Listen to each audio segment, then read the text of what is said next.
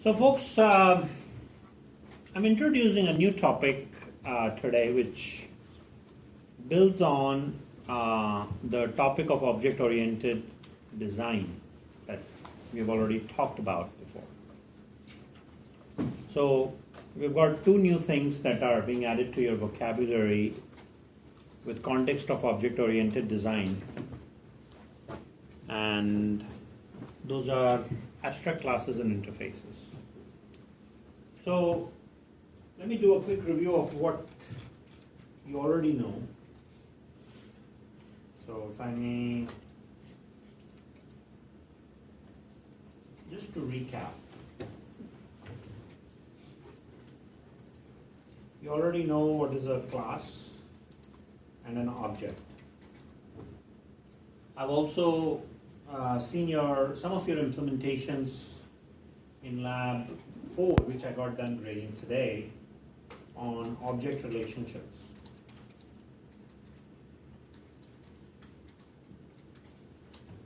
So understanding association, containment, inheritance, and polymorphism. Of course, encapsulation is one that we look at very carefully.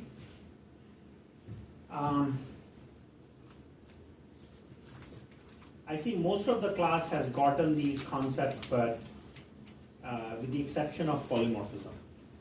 I don't feel confident that you know polymorphism very well based on the work that I've seen in the output of assignment 4, especially overriding methods.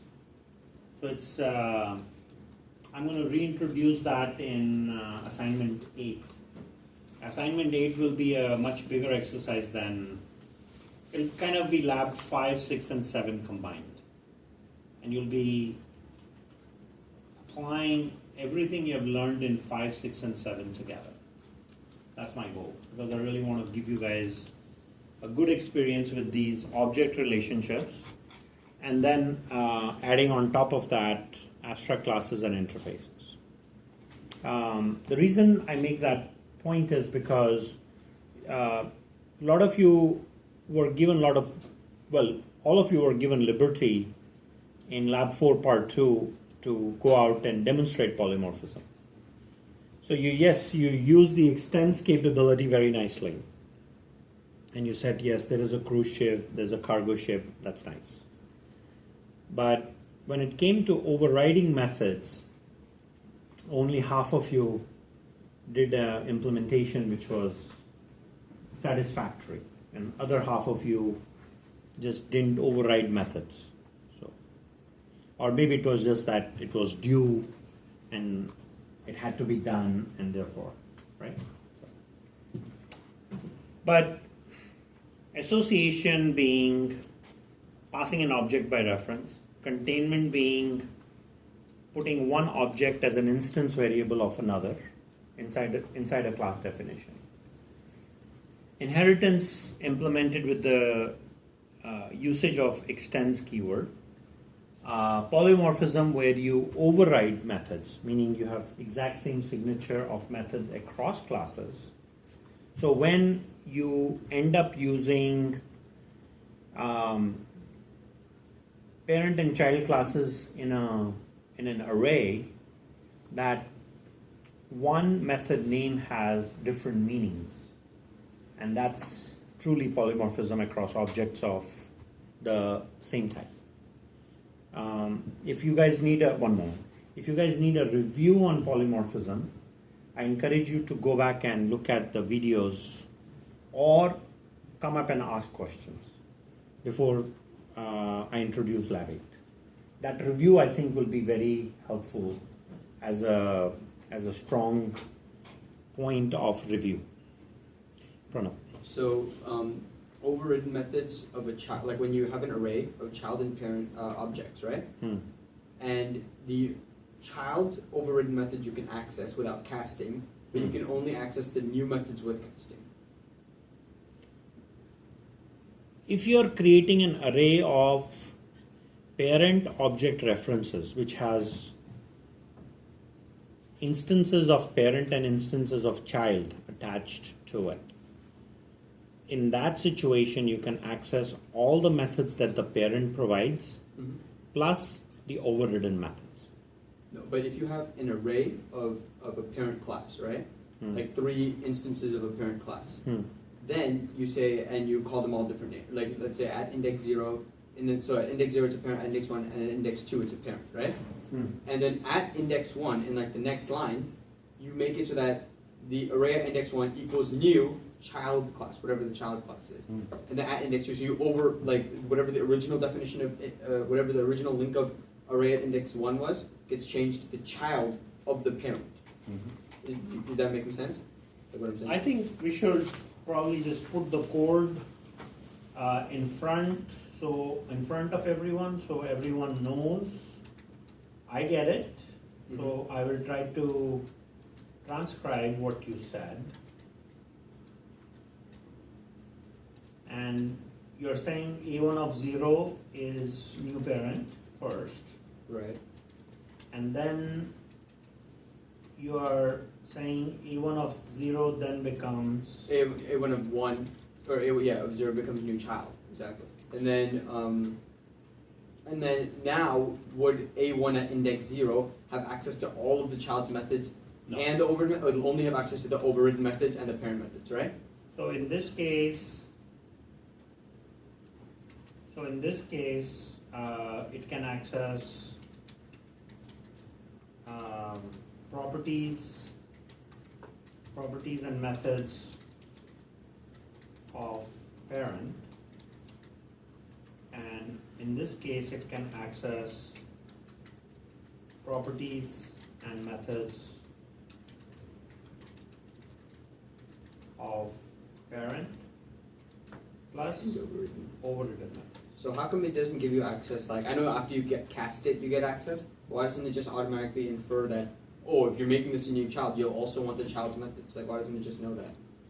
Well, if you want access to child methods, then you have to cast it. Then right? you have to say child B2 is equal to A1 of 0. And that gives you access to everything. Parent and child methods. So how come the second line doesn't? Like, if you're saying it's a new child, how come it doesn't give you the child's methods? It's the purpose of setting up a scope limitation by definition, right? So, A1 is of type parent, and just to be, hang on, please, I will come to you in a minute. So you have the class parent, and just to be sure, even though this is kind of implicit,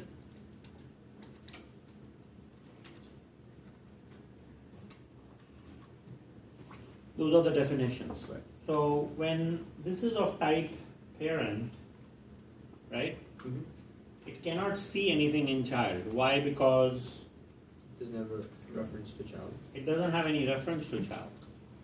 So that's why. And that's just confusing though, right? Because then when you have a new child, shouldn't it make a reference at A1? So shouldn't the garbage collector come and say, oh, now he's changing what the index at 0, the array at index 0, he's changing what that link is. So if he's changing the link, shouldn't the garbage collector come and say, okay, this now does not define a new parent, but now it defines a new child? so garbage collector plays no role here whatsoever. So let's take that out of the equation for a minute. Garbage collector comes in when it wants to, when you set A1 of 0 to null. Right. So then garbage collector will come and reclaim the memory.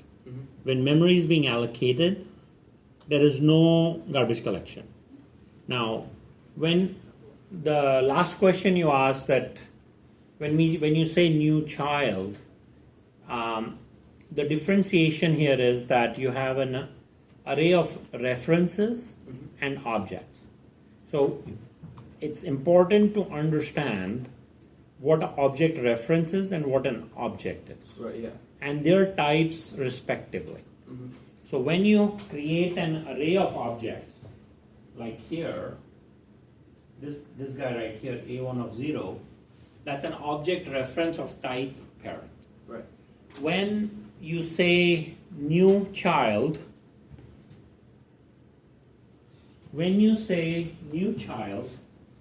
this is creating a new object of type child. The object is of type child. Child has everything that parent provided. Right. So that is not to say that the child, when it's instantiated, is of type parent. It's just that what you can see with A1 of 0 is limited, right? Yeah.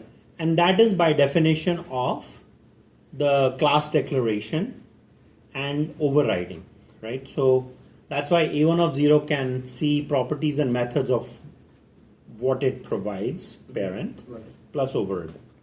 Now the casting happens with the declaration of this thing, right? Child B1.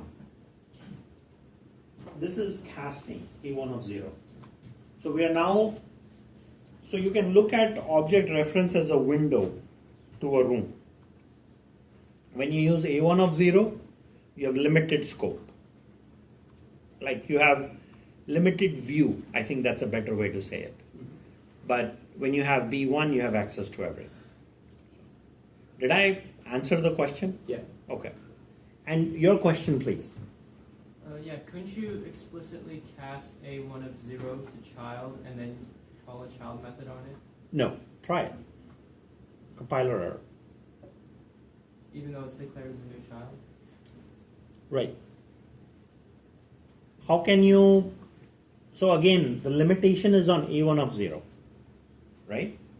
A1 of 0 is of type parent. And that's why it cannot see any of the methods of child, even if you cast, right? And please try it. You'll get cast exceptions. So the way to do that is simply the last statement that's highlighted, where you create a reference of type B1, take the object which is of type child and assign it to it. Now with B1, you can see everything that the child has, right? The purpose of introducing all this complexity is to enable polymorphism through overriding. That's the sole purpose of having the array of objects, overriding and enabling polymorphism. Yes? So, can I just explain to you how I think it works in memory, and then you correct me if I'm wrong? Just like so I see if I understand it completely. Please? Okay, so the array at index 0 equals new parent. So it has the array the A1 at index 0 now holds a memory location for the parent. It is a reference to that parent object. So internally it holds a memory location. Then when you say new child, the memory changes based on the overridden methods, but A1 at index 0 still only has access to that specific slot of memory, so it can't see what all the other things child has. It can only see the overridden ones because it only has that much of scope. Then when you cast it, then the memory location changes to also have the actual child object. Is that what happens in the memory? I'll draw you a picture. Okay. Good question.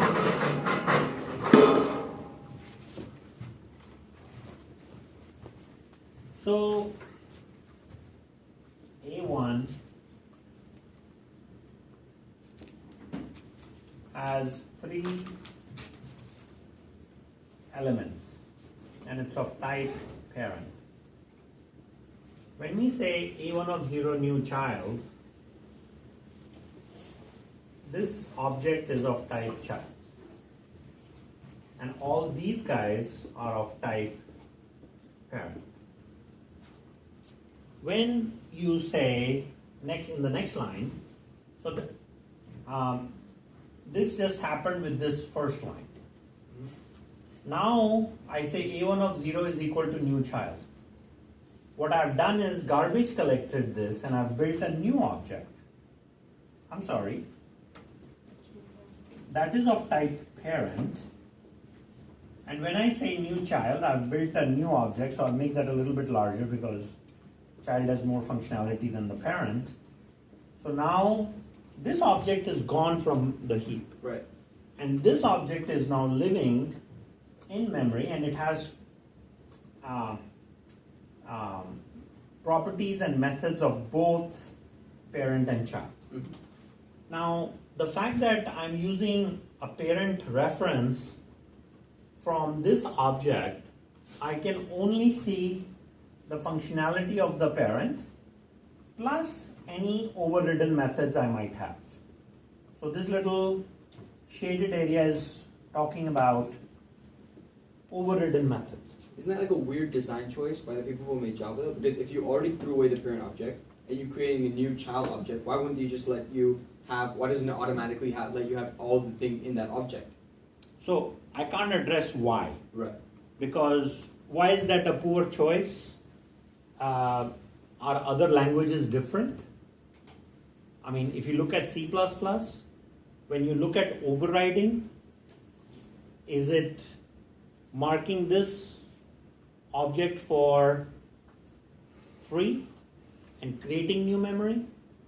It is the same implementation, right? Mhm.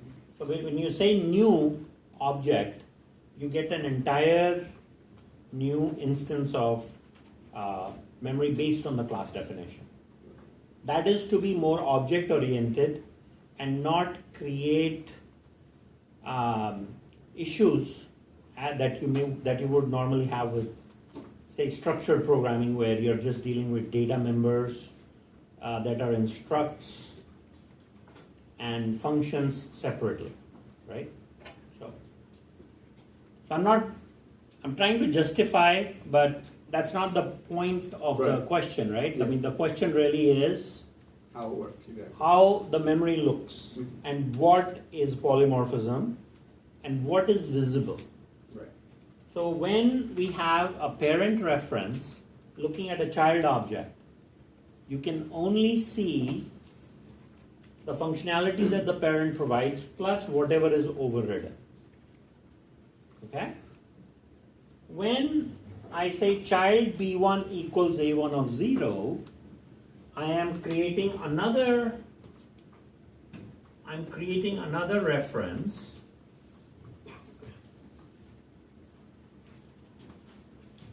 that now points to the child. Now here, because this is of type child,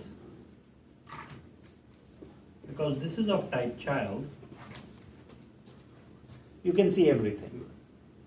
So that's why I say that references, parent or child, begin to, I mean, if you look at it from like a window to a room, you can only, from a certain view, you can only see certain things. That's a good perspective to, that's a good visual perspective to take to try and understand what's going on here, right? But the fact that there is an intersection of things that can be seen in child by either a parent reference or a child reference. Child, obviously, everything is visible, right? But the fact that you can see the overridden methods in parent becomes the basis for polymorphism. And that is the key point of enabling this. And how it works in memory also, which always helps. So, very good question. Any other questions? Why would you use parent equals new child if you can just use child equals new child? I don't understand that. Okay, so why use this linkage when you can do this? If I want to create an array of objects and call, I mean, one reason that we have repeatedly used is polymorphism. And again, I think that question that you're asking is really focusing on the definition of polymorphism. Now, the fact that I can go in a loop and call a method, right? If I have a parent reference that says print, if I have a parent object that says print and I have a child object that says print, and each one can print based on its type, right? So what happens in Java when a method is called, we don't look at the reference of the, we don't look at the type of the object reference, we look at the type of the object. And JVM decides to call the method based on the type of the object, right? So that's why if I have objects of type parent or objects of type child hanging, right? I can go in a loop and in those two lines that says for I equal to 0 to 3, array name index dot print, that enables polymorphism. Otherwise you'll end up getting, if you use this other notion where you can say child A1 equals new child, now you're getting away from creating a collection of objects. But you have separate objects and then you're writing code and you'll end up writing three or four separate print statements, which is okay for small collections. But the reality of the world is what? You have hundreds of objects you're going to deal with. And polymorphism enablement at that point is important. Let me try and extrapolate on that further and say all the people in the room, right? We have a parent class human. And we are different in many ways. We have different properties, colors, height, etc. Right? There is polymorphism being implemented by just, let's say, our physical appearances. Right? There is gender, there is color of the skin, color of the eyes, etc., etc. And then our behavior also. So now let's say there is a breathing method that is written in the parent class, which is empty. Right? So now I take that parent class and I implement my own breathe method. And then in a for loop we say, okay, everybody breathe. Right? What is the JVM doing at that point? It's basically saying, okay, what is your object type? What is your breathing method? So each one of us have a different way of breathing, whether it's the frequency or the amount of air intake and carbon dioxide out, or whatever that breathing method would be, right? Each person's implementation is different.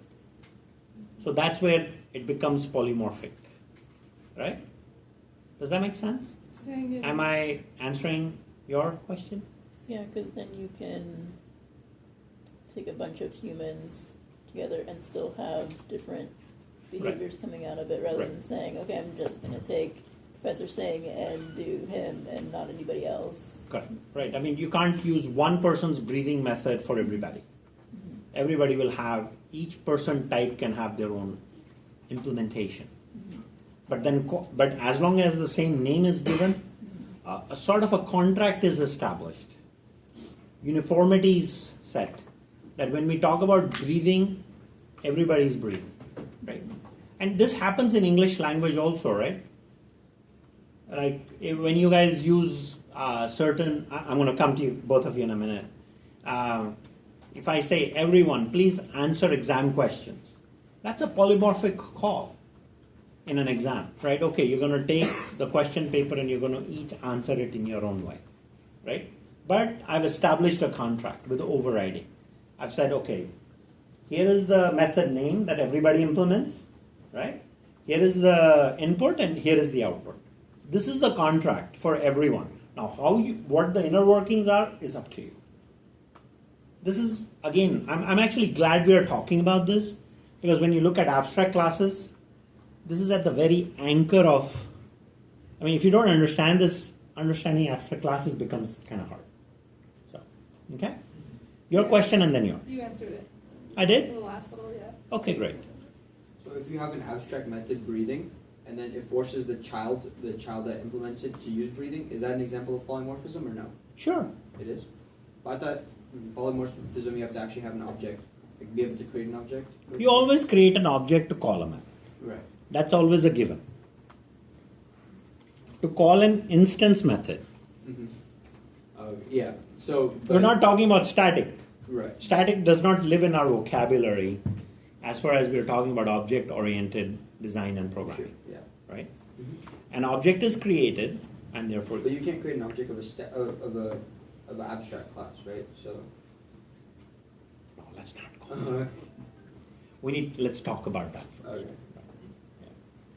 That statement was accurate though. Are there any other questions on polymorphism that I should address? Is this pretty clear? Is this is this mainly useful like when you're doing arrays, the parent equals and the child? Is that When you're dealing with a collection of objects. yeah? So mostly in arrays. For now. Okay. Next week we'll talk about many other collections. Okay. So you'll have more in your, but for today, yes, we're dealing with Okay. the collection we know. Well, actually, it's not even a collection, it's a group of objects used together. All right. So, yeah. Okay. All right. Am I free to start abstract classes and interfaces? So, all right. So, abstract classes and interfaces. We're going to go through. We're going to go through these two topics one at a time and look at two different perspectives. There is one that is implementation, and that's the one you guys care about the most, because when you're given a problem, you want to code it. So you look at it from an implementation perspective, and the examples I'm going to show you and the slides do justice to that point of view pretty well. The other perspective is the semantics, the meaning. Why do we have abstract classes? Why do we have interfaces? Right? That is what I'm going to start with. So let's start with what is an abstract class. So I started looking at, looked through many different textbooks for trying to figure out why do we create abstract classes, right? And I actually found the answer in the English dictionary. So I said, let's look at the word abstract and what it really means. And the word abstract is something that cannot exist on its own. It has to be dependent on something. That's what that's what Webster told me, Webster dictionary, right? So Mr. Webster, that's what Webster told me, that it is something that cannot live on its own. It is not self-contained. Or maybe it is self-contained but not independent. So, okay, well, what kind of things are not independent? So I started looking at the English language. The language itself, the word language is abstract. What do you mean language? Do you mean Italian? Do you mean English? Do you mean Hindi? Which language, right? So when you name a language like English, right, that is like a concrete implementation. We know, okay, there are 26 letters in English, and then there are these words and so on, right? The rules of the language, it becomes more concrete, right? So when you think of English, that's a concrete Java object. You can say public class English big and end, and that's a concrete implementation. But when you talk about a language, it really doesn't exist. It's a word that you use that is just vaporware. It lives in vaporware, I guess, if that's a good way to explain it. What are some other things like that? Thoughts. I have thoughts. Those are abstract too, actually, right? I mean, if you say, well, I had a really bad dream, and you begin to describe the dream, and it was a scary dream, right? Then that is a concrete example of a thought. That becomes more concrete. What are some other examples? Music. Oh, I love music. Right? Let's get concrete about that too. Have I given enough examples, or shall I give you 20 more? You can think of so many abstract words. Even I'm being recorded, so I can't say this, but a lot of the bad words that you use are also abstract, depending on how those words are used, right? Just trying to make meaning of the word abstract. Do you get it? Okay. So abstract things are those things that cannot exist on its own, and it must be extended to make concrete. That is the purpose of why abstract classes exist. Somebody asks you in an interview, why do abstract classes exist? It's because we have abstract words in English in different languages. They're not just in English language. I mean, if you go back and look at other languages that you might speak, write, there are abstract words in those languages, I'm sure. Please. So you're saying that abstract classes are basically like placeholder classes? You're right. I want to start doing, so in programming world, I don't have a complete idea of what I'm going to implement. I sort of have an idea, right? So I'll start writing an abstract class. I want to start defining music, or I want to start creating a new language. What will that look like? Well, it'll have, people should be able to speak, read, and write. So I'll define those 3 variables as strings or Boolean. Then my language that I want to create will have certain number of letters, maybe 26 or 5,000. I don't know how many, but it'll have something. But then the new language that will be created will have some new behavior that I can't even think about, right? So I don't want this object to be instantiated. I don't want language to be instantiated, so I make it abstract. And a language can only be instantiated when it's extended. So let me get to the coding part quickly. So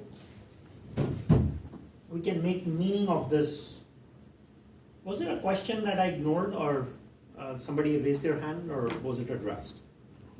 So you think of whole bunch of children, but then you think later how the language is going to be? And I suppose, Say that again loudly. you know how your children are going to be, but you don't know what the parent is going to be. Is that what it is? No. Because you're going to extend it, but you know. You have, so you've defined a class that needs more things for it to be complete. Therefore, it's abstract.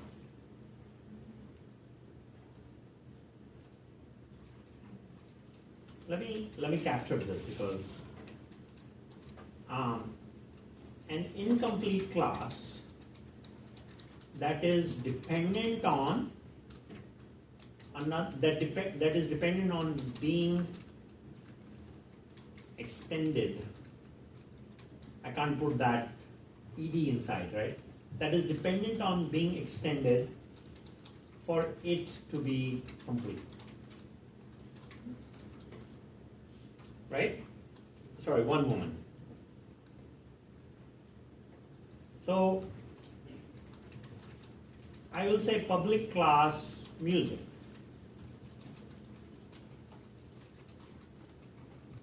I really don't like the examples in the books, because they start talking about animals and then you have a dog and a cat. Or you talk about accounts and then you have a savings account and a checking account. Like, there are no other examples of abstract classes. Everything around us is abstract. This table, right? Actually, let me use that, because it's in front of us, right? I have a table. It has a height. I'll post all these, by the way, for you. It has a width. So you can just sit back and watch the movie and just try to understand, and don't worry about catching up with notes. Take notes if you can keep up, that's great. But really try and synthesize this, okay? So I have height, I have width, I have length. So these are my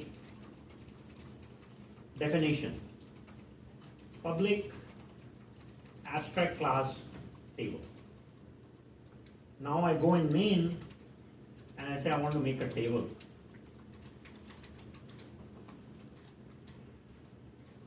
It says compiler error. You made it abstract. It's not a complete definition. What kind of a table are you talking about? Are you talking about a computer table? Are you talking about a dining table? Are you talking about, ping pong table? So then we say, okay,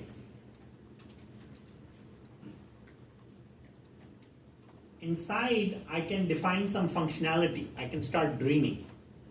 And I can say, I would like to have some methods that the implementation class or the class that will extend table will have to write. So it could be that I could say,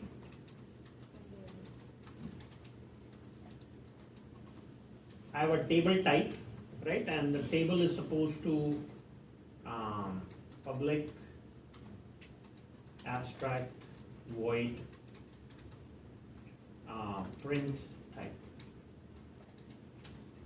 So I'm saying that I've defined this method in the parent class, and in fact I have declared this method as abstract because the method ended right here. There is no begin, end, and statements in this method. I've declared a method and I've said when you extend table class, you have to print your own type. So then I say, okay, if you're a dining table, then you print your own type. So I'm trying to force the contract. So I don't have to work hard, right? This is another form of polymorphism. Let me take your questions. I saw some hands go up on this side of the room, please. Oh yeah, so Behind you, Pranav, and then you, please. I think you kind of answered it, but my question was, so it's pretty much like a template as a parent class, and then whenever you have a child class, that's the only time it goes in function, right? So you just use the template that you have, and then later on you give it values in the child class. So you're using the term template to define a parent class. Right. I would request you to, a template has a different meaning in Java and C++, right? Every type is a template of a sort, right? The request here is to think in terms of common properties, common type in a parent. When you look at the meaning of the word template a little deeply, it's actually quite different. Any type is a template, right? But a type that has common properties living in the parent, and that object of that class, abstract class, cannot exist, is what defines an abstract class. So now you sit and write a complete class definition. You can't instantiate it. It's abstract. Why? Because it's, by definition, not supposed to be instantiable. Your question. Is your question addressed, answered? Yeah, I'm just trying to see the benefit of it still. Like, Sure, when you have an abstract. sure. The benefit is common properties live in one area, in one in one class definition, and then you extend it so you can then inherit those properties and bring an object to life. So just like breathing and language and music and love and feelings and thoughts, these are all abstract things. They only come to life when those abstract things are implemented or extended. And you can think of everything that's an abstract word in your life. You can make meaning of it only in a context with data. Music means jazz. Okay, got music. Music, guitar, and notes. Music. Right? Love. It's a feeling. It's very abstract. What does love mean? Brother and sister, wife and husband, boyfriend, girlfriend, right? Each implementation of the love definition becomes different depending on the relationship you talk about. So that's where the advantage of, or the benefit of abstract definition is. Because it also helps, I mean, if you think of it in terms of language, right? It's easier to communicate. I mean, we use a for loop and all the methods. But if you look in human communication, the communication becomes a lot easier when you use these abstract words, right? If my grandmother says to all her children and her grandchildren that I love all of you, if she says that, then that's an abstract statement. But when it's implemented and felt by each person, grandchild, granddaughter, grandson, son, daughter, it's different relationships, right? It's felt differently because grandma has a relationship with son that is different than daughter, that's different than granddaughter, that's different than grandson. But I love you all. Abstract statement enables a quick communication, right? So if you take that definition from your physical world and now you go into implementation, you soon begin to realize that you're trying to pack more power in fewer lines of code. So when you call a method that's overridden in a loop, right, you're letting the object decide dynamically which method is to be called, right? So one thing is to understand the meaning from your physical world, and hopefully these examples are helping. But then there is the implementation side, which is why really we are learning this. We're not learning abstractness to realize abstractness in English language, obviously. Who cares, right? You're learning this so you can write sophisticated applications by understanding how abstract classes work. And that is again goes back to that simple for loop calling the overridden methods. Pranav. So when you have an abstract method defined and you make it public and void, then when it's extended, does the method has to also have the exact same name and it has to be void, but can you also specify like arguments, argument type, and like whether it's public, protected, and stuff like that through the abstract method? Soon. I'll answer that soon. Right. And it'll be covered in my story shortly. So I'm not going to answer it right away because I'm kind of in progression. But when I extend a class and I start writing, I'll give you the answer to that question if you don't mind. So is the relationships of love, is that like the child classes of the abstract class of love? Correct. Okay. So those ones extend, they would extend. Correct.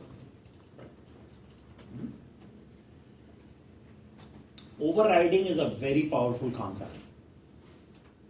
And it's going to come up again with interfaces, which was why we were spending the time in refreshing your memory on polymorphism before we started. So it becomes very important. Can the abstract class have regular methods like Sure. Oh, certainly. I can define like a print method.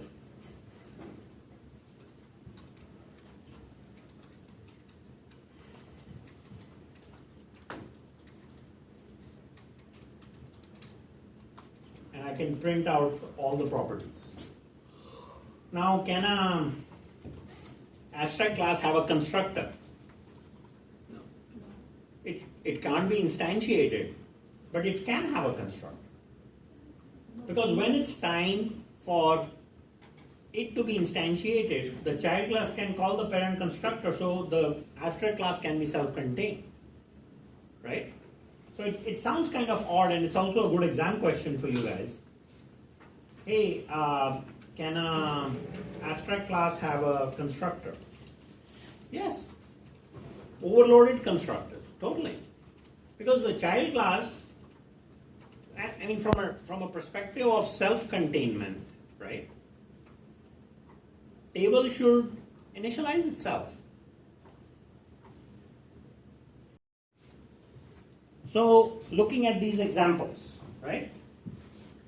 Abstract class time.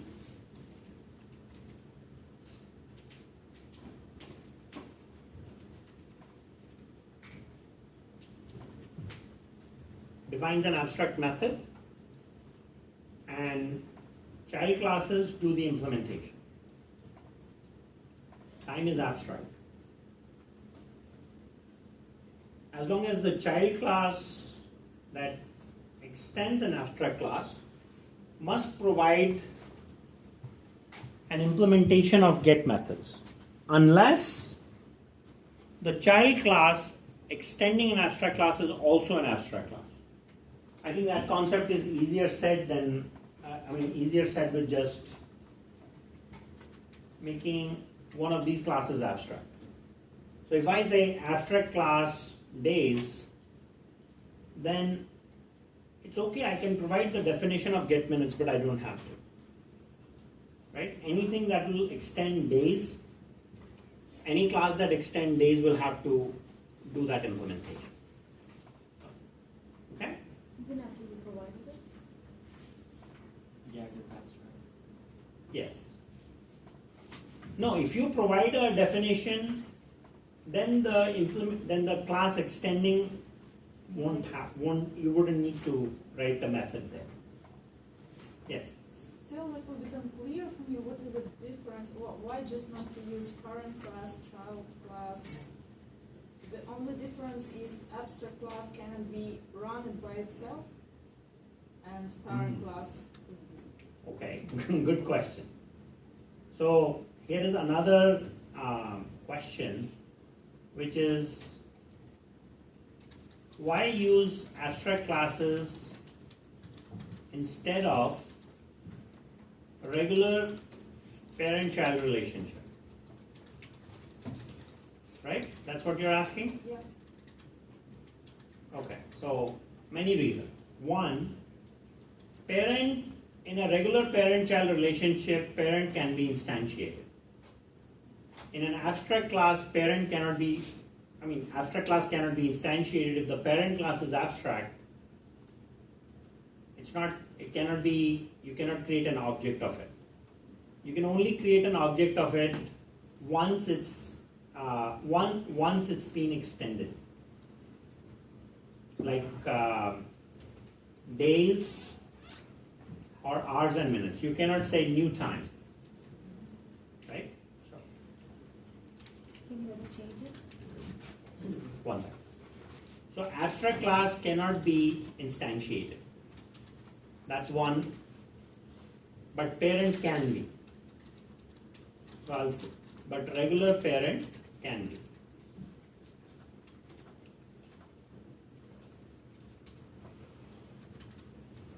Abstract class or abstract methods can enforce a contract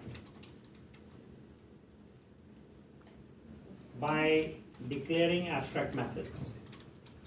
What do you mean by contract?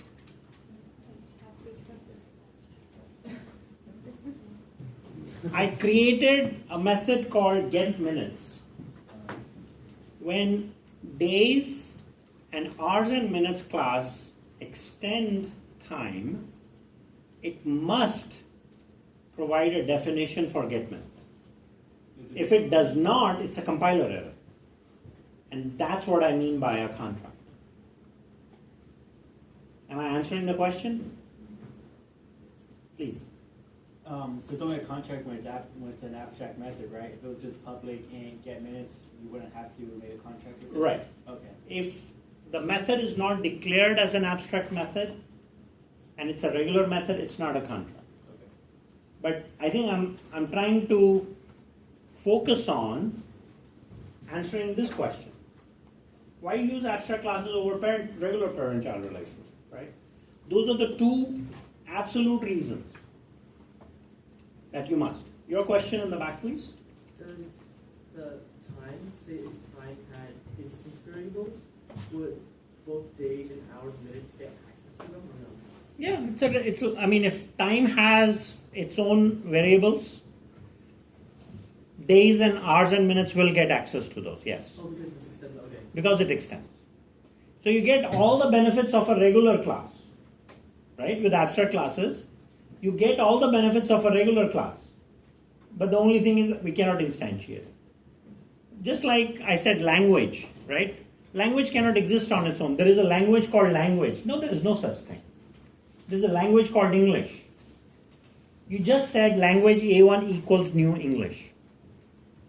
Didn't you? And you said that in English. Let me capture this for our notes and then I'll take your question. Right? there is no such thing as a language called language. But there is a language called English, which means what? Language A1 equals new. You guys will say I cannot write proper English, but I can write proper Java. Because it's a Java class. Please. Second point, abstract method can enforce the contract or must? Must. Must. So it's not. Well, here is the thing, right? I use the word can because if a child class is an abstract class, then it's not required. Right?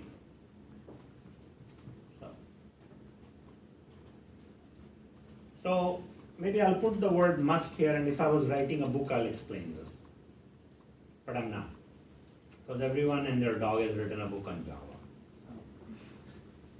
Any other questions that I may have missed? Okay. So there is one example, right? And then of course there is the example of the animal. I mean, we got to go through that because it's a privilege to learn about animals in abstract classes. Animal is abstract, plant is abstract. So now you have name, get name, and set name. And then animal has a sound. We don't know what sound the animal will make. So if we instantiate an animal and we don't know what kind of sound it has, and you're able to instantiate it, what kind of sound will you play? Null? Doesn't make any sense. So let's not create an object. Let it be abstract. Yes? So now cat extends animal. Okay. Cat is a cat, whatever name you give to your cat, and the cat has a sound. Because it extends animal, it must provide its sound. Because if a cat doesn't, if a class extending animal doesn't have a sound, then the animal class has a problem. So by virtue of extends and abstract declaration for the method sound, we have forced the implementation of sound in the child class. So then there is dog, and there is bird, right? Own sounds. Yes? Couldn't you just make animal a regular class and then create a method in animal named sound and then just keep that method empty? Can you answer that question? So, yes, great question.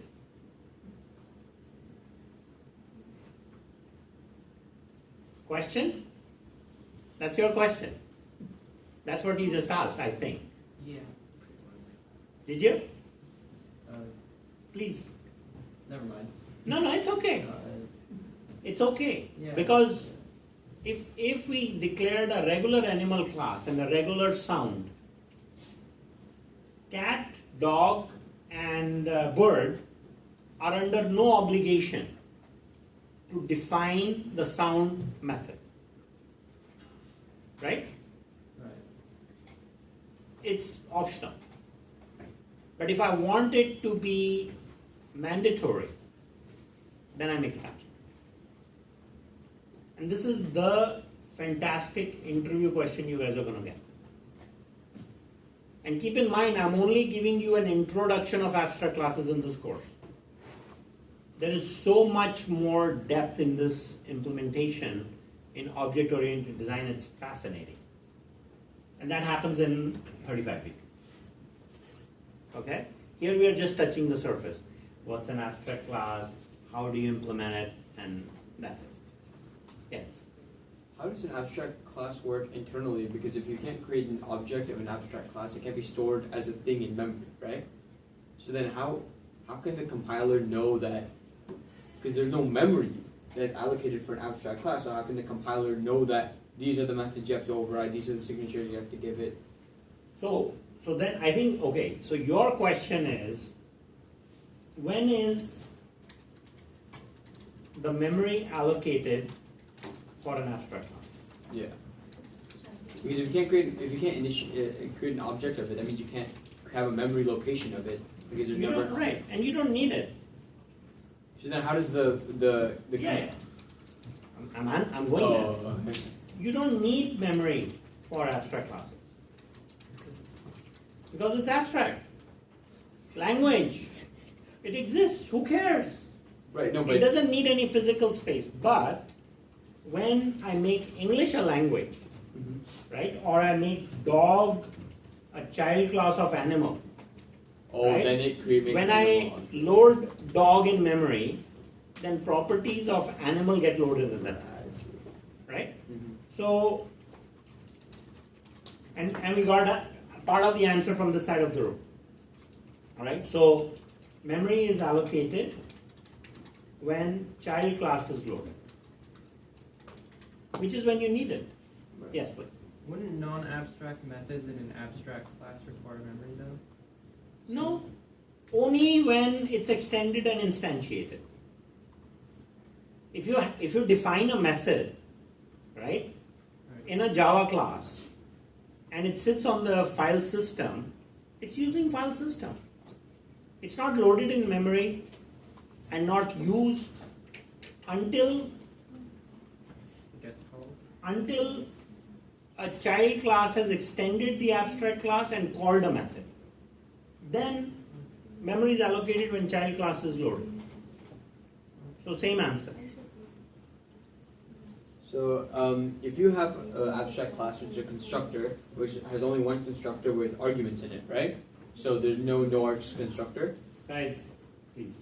So there's no args constructor. There's only a constructor with arguments in it. And then when you extend it, you write like public class dog extends animal, and let's say animal expects 2 integer arguments. You have to go animal open bracket close bracket and then 2 different integers. Right. When you call the overloaded, when you call the constructor from the parent, Mm-hmm. you will refer to it with the super keyword. You might remember that. Right. Right. Okay. Hmm? Was there another question? Oh no, never mind. Your okay. Did you have a question? So if we make the cat as an abstract class, should we have to put the void sound method there? You can, but it's not required Can you know why it is not? because the class is an abstract class, and it has the ability to accept and declare method definitions. Then how will it differentiate? Like cat has a sound called put. How will it differentiate this sound with the sound mentioned in the abstract class? It There is doesn't no have sound. it. This sound is just nothing. It's just I want sound. I don't know what it is because there's no definition. If you don't define sound here, right, then that means that this class is abstract. Then the child class that will extend this class will provide the sound method. Right? It's So what you are doing is simply pushing the responsibility of implementation further down the queue, further down the chain, I mean, in the child process. Yes. So you know how in the abstract method animal you have abstract void sound? If you don't put a public void sound in the cat, dog, or bird, will that show an error because it's like a contract that you have to have a sound? If you don't have a sound method in cat, dog, or bird, it's a compiler error. So the abstract kind of makes it required. Yes. Okay. An abstract class can extend an abstract class, right? Yeah. Like cat can be an abstract class. Then the implementation of sound method doesn't have to be done. Right. Right. Hmm? So when would you want to make a child class an abstract class? We have languages, Eastern languages and Western languages. Western languages, North American, South America, I see. European, Just keep going. yeah, North America, United States, Mexico, Canada, all abstract classes. Question. So the point of abstract classes is to use extend, No, isn't it? no. You can't. It's not like good alone. You can't even use it alone. This is the point of the abstract class. Wait, then what's a contract? Enforce a contract. The contract is the type, right? The type. He's asking. No, I know what he's asking. So What's the just- point of an abstract class? That's the answer. And contract is not the type. Contract is the signature of the sound method. Right? Oh yeah, that's what it is. Yeah. This is the contract. The fact that I declared an abstract method, right? And the child class is required to write Have its that same- method definition. Oh, I get it. Yeah. Did you have a follow-up? I saw your hand so go can up. there, so an abstract method has to have another class that extends it always? Abstract class lives, or abstract class is instantiated through its child class implementations. Always. So if you don't have a child class, it'll be an error compiler. No, if you don't have a child class for an abstract class, it just lives on disk. It doesn't live in memory. Oh, so it's like no. It's just a concept. Like music is a concept. Language is a concept. It lives. It doesn't live in memory, but it lives as a thought. So, does the abstract class, does the programmer kind of write it to help him or herself so that, like, oh, I don't want to forget to give Yeah. each animal a sound, so I'm going to make an abstract class because that way I can't forget, Yeah, kind of thing? yeah. I mean, try thinking of a language. Say to yourself, I'm going to create a language, right? Let's call it the sing language, or let's call it your last name language. Good luck with that one. Now, when you define the language with your last name, you might have to think of some abstract words so the users of that language can communicate effectively. And sometimes you have to leave the meaning of the implementation in the to the person listening, right? Like beauty is in the eye of the beholder, which is an abstract term in itself. So can you serialize an abstract class, or do you have to serialize its children and then work with the children? You really want? That's an excellent question. You want me to answer it right now? Sure. Why not? You asked, right? So the parent class, abstract class, can implement serializable. So your question, just to repeat, if an abstract class is serialized, can its instances be written to disk?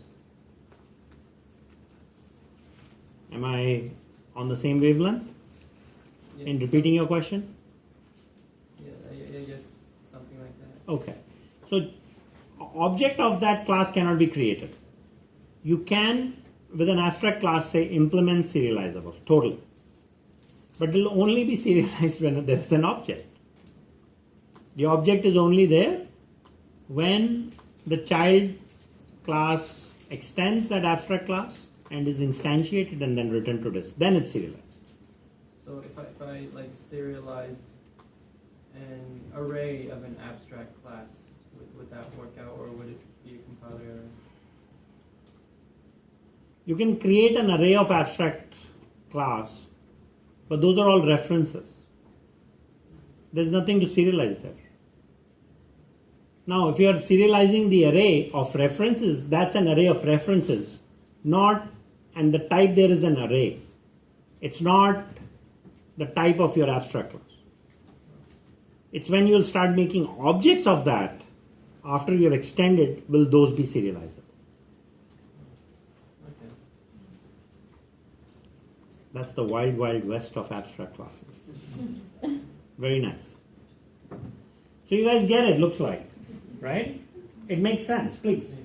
In which cases using abstract class is the best choice, the best option? Protecting data or... Those 2 points. Same answer. It's a design choice, right?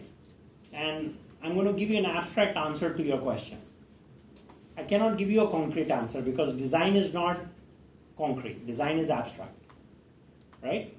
But there are certain rules that govern the choice of using an abstract class, and those are the 2 highlighted bullet points. You want to create a class that cannot be instantiated and you want to start forcing rules? Abstract class. And this is not a book answer I'm giving you. This is my own answer. Because when you look at books, they give you a different answer, and I'll let you read those. But this is a better definition, not because I'm giving it, it's because I seem to understand it. And I really link everything to about object-oriented stuff to the physical world. A good reason for creating an abstract class is for an abstract concept that you're implementing, right? Let's say you're going to create a building. You're designing a building in Java, right? Makes sense to make that abstract. Because then you can extend and you can have extensibility. You can have reusability. You can also have modifiability. Reusability because you can inherit properties. Modifiability because if there is a bug, I can go in one place and change it. If I get paid by the lines of code I write, I'll write code in name.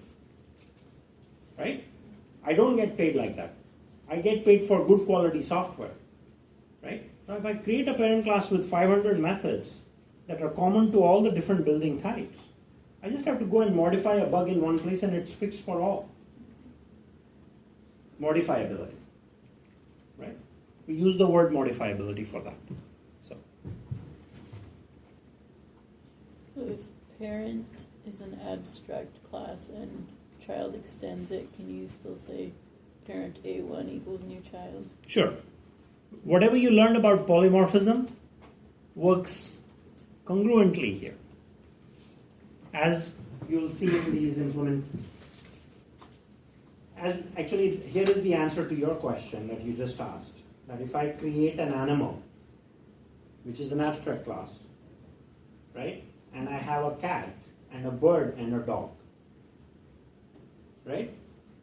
Cat is Garfield, bird is Tweety, and dog is Odie. Now, cat became an animal. Cat just became an animal. I hope all of you are paying attention to this. By that line. And I'm going to get the name and the sound of that animal. Please. Wasn't cat already an animal because it extends? Well, look at my meaning. Look at the meaning of that sentence. Right?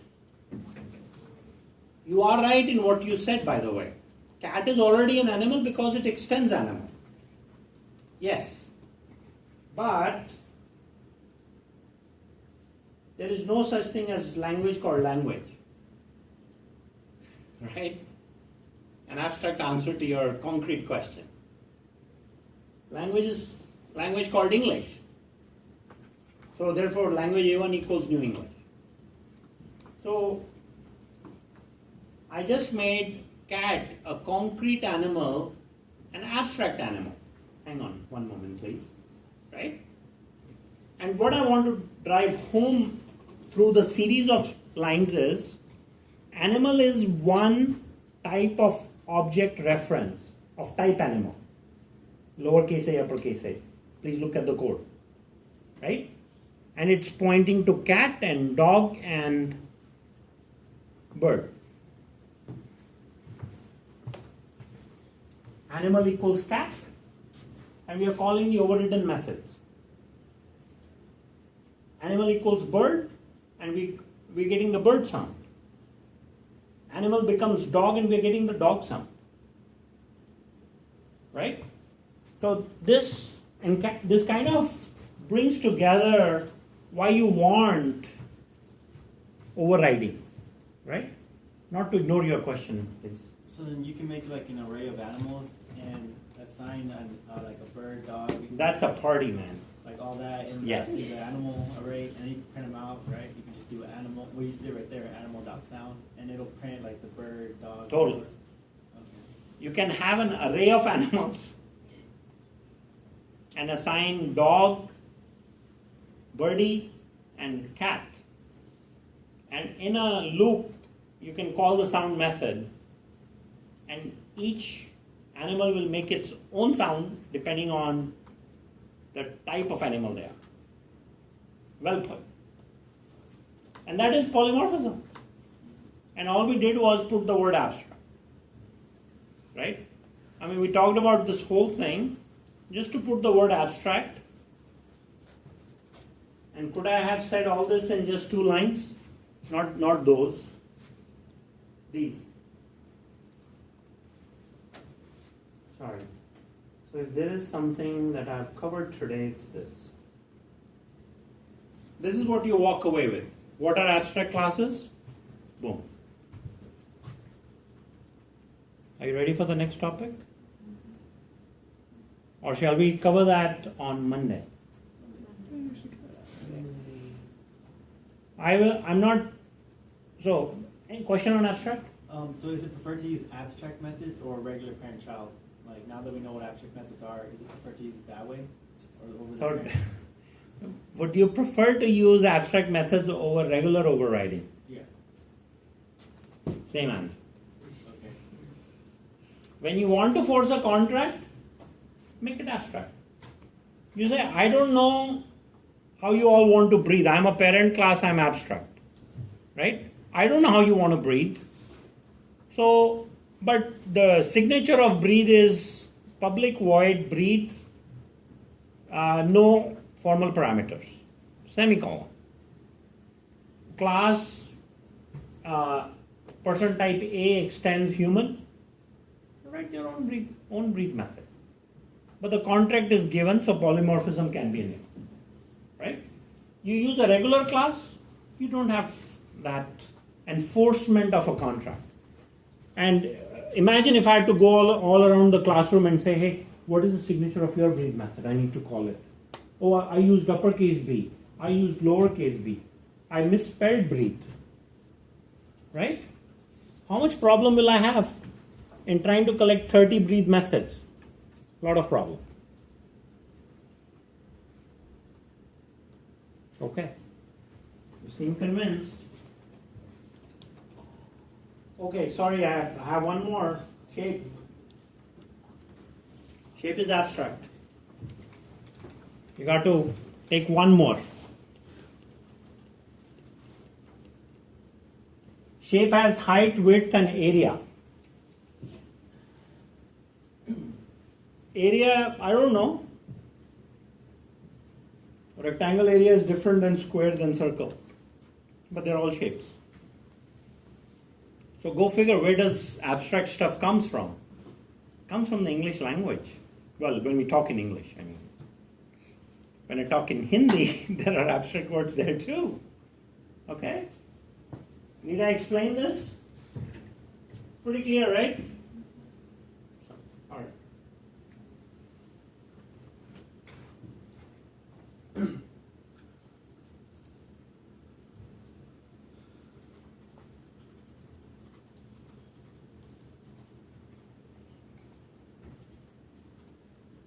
Okay, so now our next thing is on interfaces.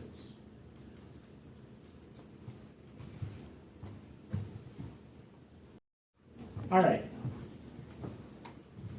interfaces.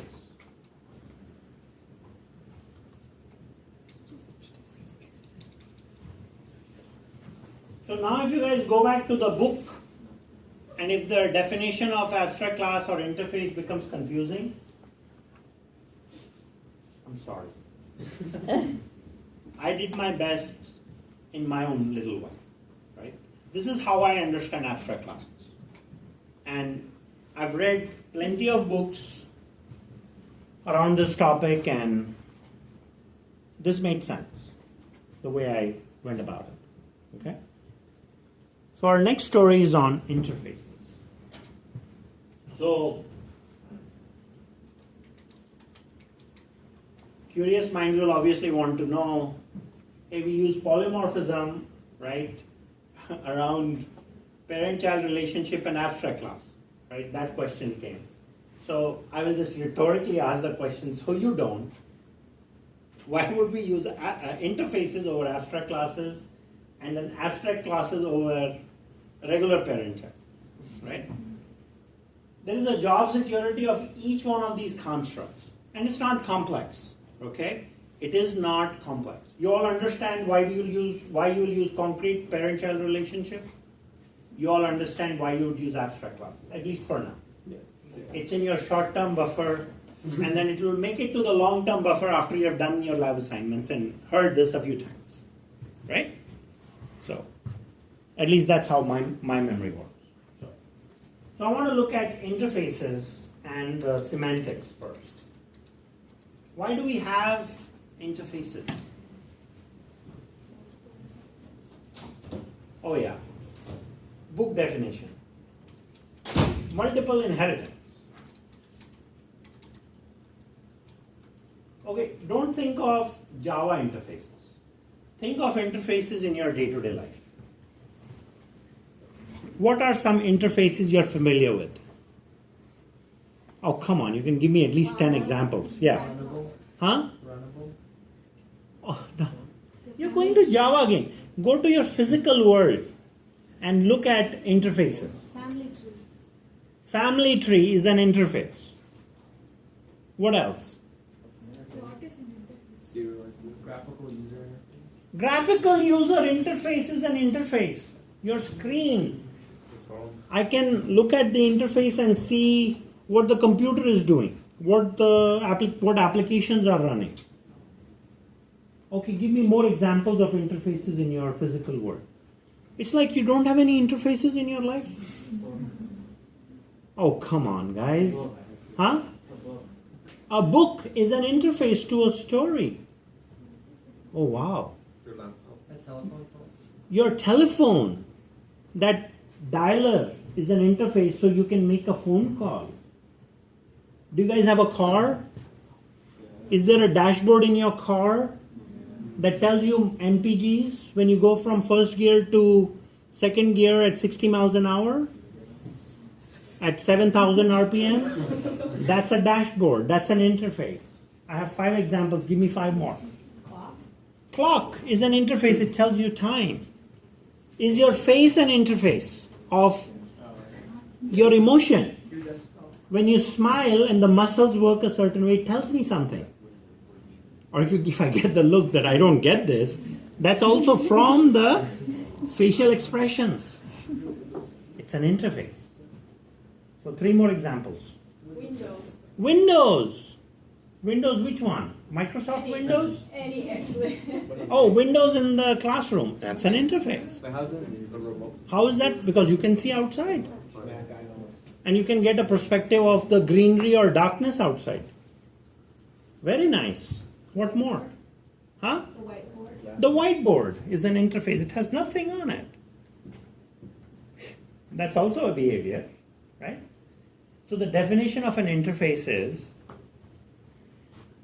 a bunch of things that define what? A middleman.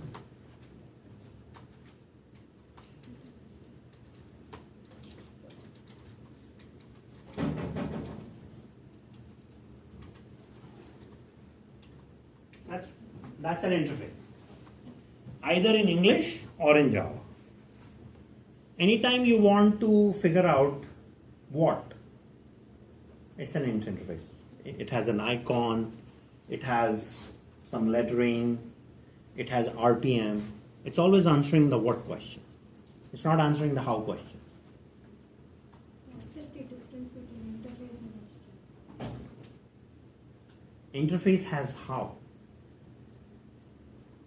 And what is what? What is what? Right?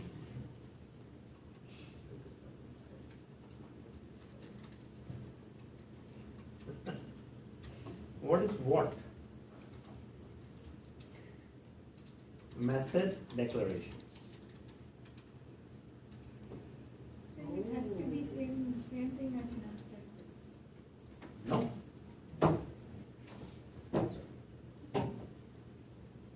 Abstract class can have methods, right? So now the question already popped up, how is this different from an abstract class? See, abstract class has what and how. Because how is what? Method definitions.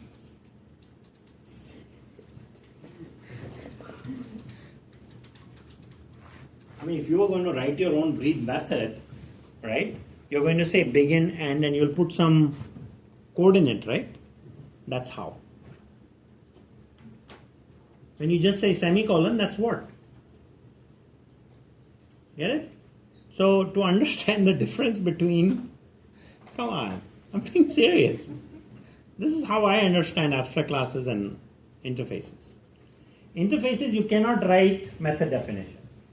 You just have to declare and declare and declare and declare. And that's it. But in abstract classes, you saw you can have method definitions and method declarations. So that's how the two are different. So if all I want to do is create a dashboard in the car, I'm going to create an interface. So how do I create that interface? Let me do that. So I'll say public interface car dashboard, right? Public void show RPM.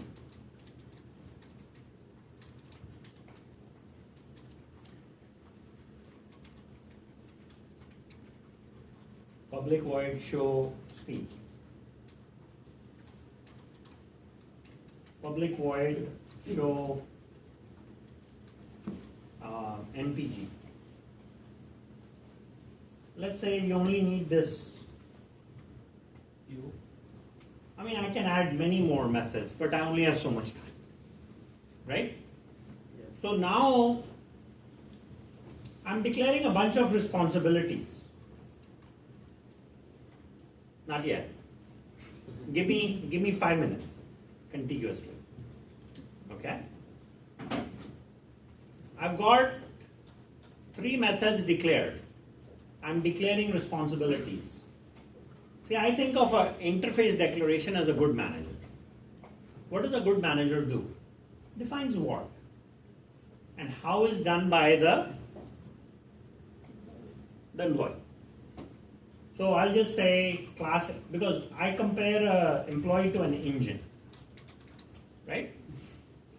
Lot of workhorse power. I mean, good employee, right? 740 horsepower. Productive.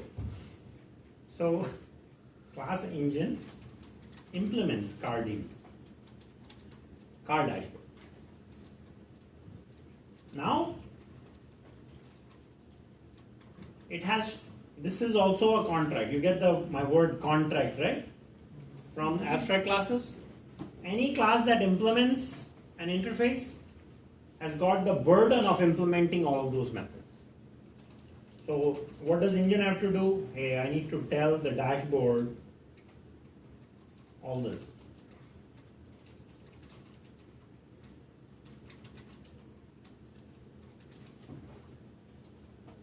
See,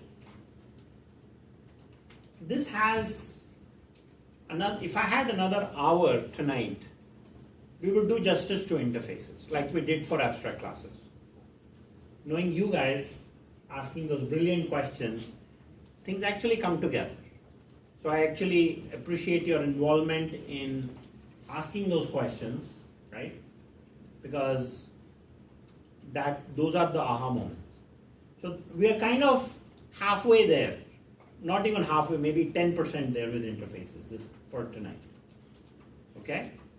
So you can declare an interface and you can implement an interface. And a good way to think of an interface is like a manager. Because a good manager will not do the how. A good manager will define the what, and then they can manage tens of employees. It's called the task management system, right? The to-do list. So they'll say, here are 30 projects, 10 line items for each, given to 30 individuals. And those line items are clearly described, hopefully not abstract. And then they're given to the employee, and the employee takes care of it. That's an interface. And why are interfaces needed? I mean, a manager, why? So then the answer to that question in my head from the semantics perspective is, why do we need managers?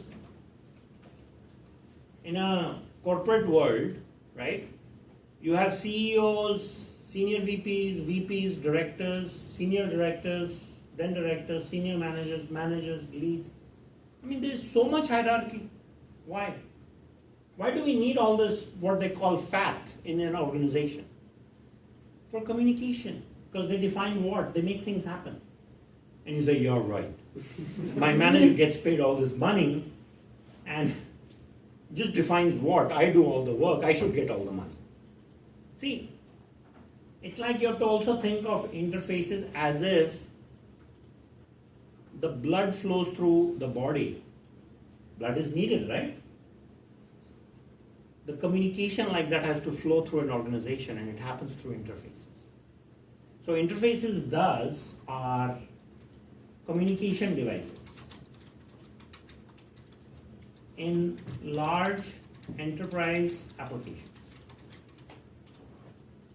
I'm not telling you the organizational structure stories just to impress you. In my world of object-oriented design, these are actually implemented for creating effective applications. Right? So you declare these methods, and I really look at my physical world of that I live in as a mentor, as a guide to understanding these object-oriented design constructs. And some of the best design constructs actually come from the physical world. I mean, go look at, the object-oriented design constructs. They came from construction. Look at any of the popular OOD books, and they often infer or make references to construction. Why is that? Because you understand object-oriented design from your physical world. You already know this. Why? Because you live in your physical world. Your brain is already trained to deal with objects because you live with objects every day.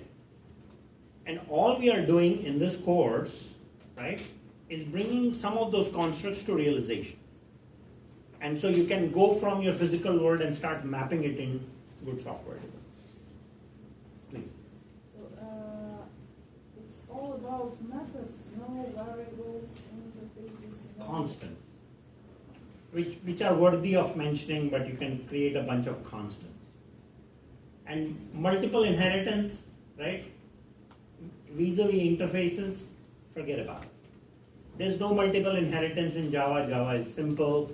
Any book that pushes that on you is kind of is artificial. And then front. So, whenever we use an interface, should we use abstract class? No. But then your methods are all overridden. Oh, it's so engine is a regular class that implements. But then at some point in this game we will combine abstract classes, interfaces, and regular classes.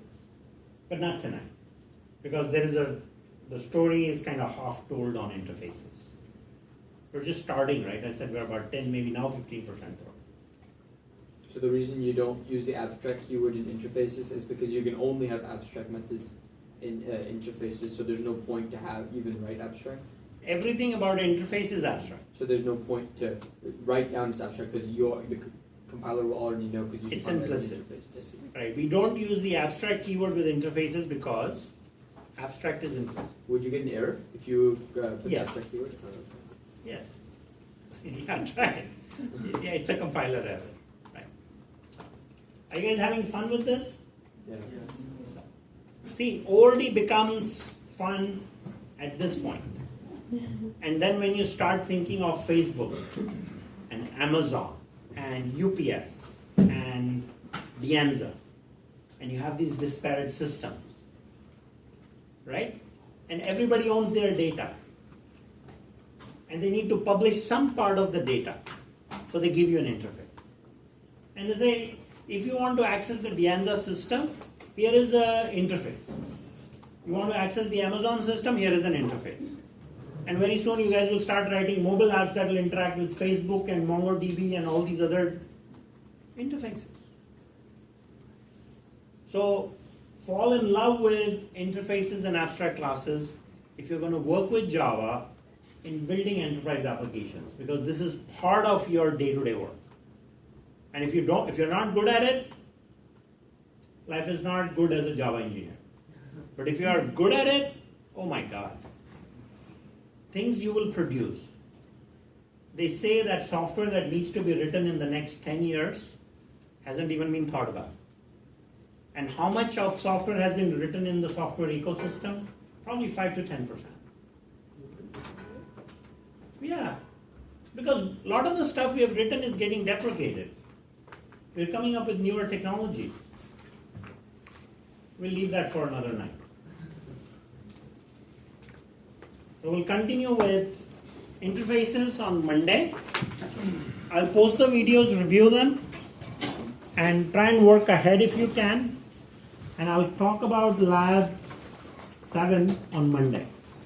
And I'll give you 5 days from that to finish, from Monday. Sorry. Which should be enough because Lab 7 is like 10 lines of code. Once you understand interfaces.